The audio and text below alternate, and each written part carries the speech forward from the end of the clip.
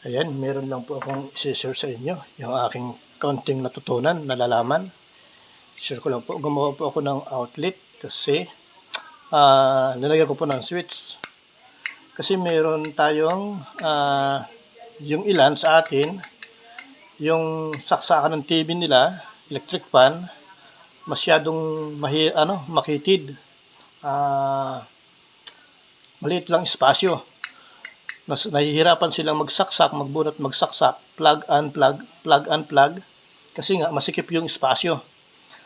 So, kung lalagyan natin ng switch, pwede na nating, hindi na natin i-unplug, hayaan na lang natin siya naka-plug. Tapos, pag pinindot natin ang switch, mas madali siyang patayin pag ipindutin lang natin ang switch, kaya nilagyan natin ng switch. Yan. May nagtanong po kasi sa akin, may nagpagawa sa akin, ganyan ang ginawa ko, at yun, sabi ko, bakit hindi ko nga ipakita ito sa aking video? Sa bagay, okay din naman to. Ayan.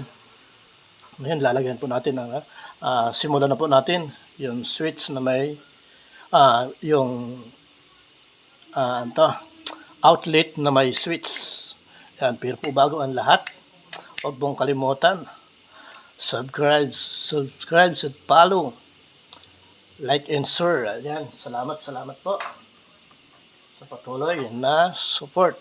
Pa-support na lang po, pa-support. Ayan, umpisa na po natin ang ating outlet na switch.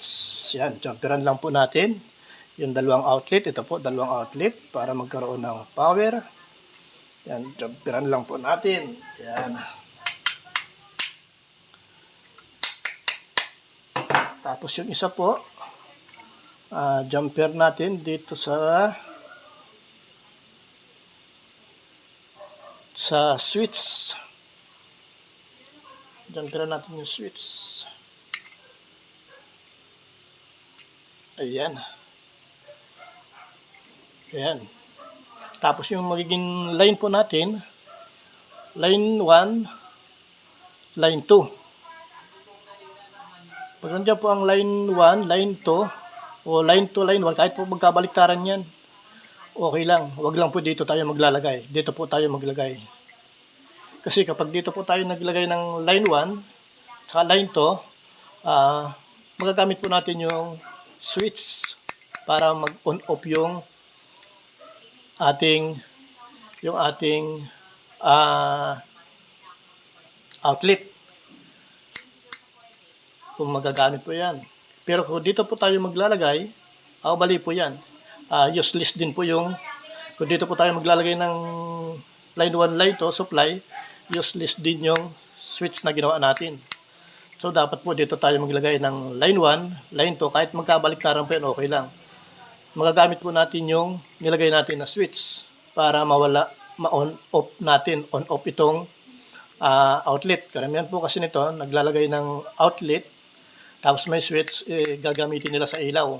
Pero ito po ang gagawin natin, yung switch po nito na nilagay ko, gagamitin natin para dito sa outlet. Kasi nga, masikip yung espasyo. Nahihirapan magsaksak, bunot, saksak, bunot.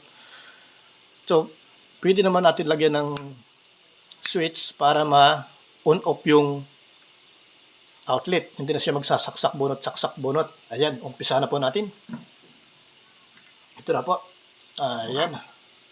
Tapos ito po, line 1 ng breaker dito sa kabila, sa switch, sa outlet. Tapos itong kabila dito, line 2. Ayan.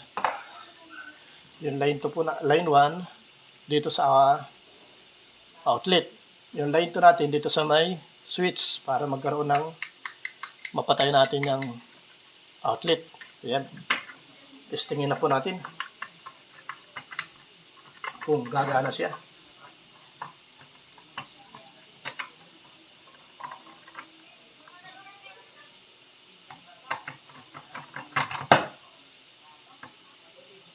Ito po, hindi po ako nagdi-demo. Pinakikita ko lang po yung ating kaunting natutunan, yung ating kaunting nalaman.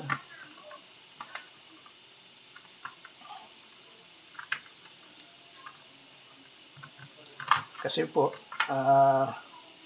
Meron ngang maliit lang ang espasyo, masikip yung outlet, nahihirapan nga naman magsaksak, bunot saksak. So mas madali kung kumpara sa pagbunot saksak, bunot saksak, mas madali kung pipindutin mo lang yung switch. Kahit paano matutukot mo lang siya. So kahit hindi mo na kailangan ng malaking espasyo, kasi pipindutin mo lang yung switch eh. Ayan, tayo na po natin. On ko na po yung testingin na po natin kung gagana siya.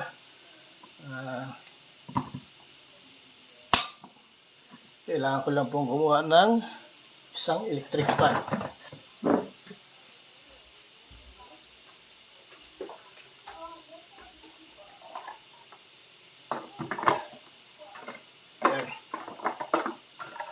Malaman natin kung gumagana siya. Naka-off po ang switch. In-off natin ang switch. Lagyan natin ng ilaw. Pero switch din po yan ha. Dalawang outlet. Dalawang gamit niya. Yung isa ginamit ko sa ventilador. Yung isa sa ilaw para lang makita kung gumagana o hindi. So naka-on na po ang breaker. In-on ko na. Pero yung switch naka-off. Yan. I-on na natin yung switch kung gagana.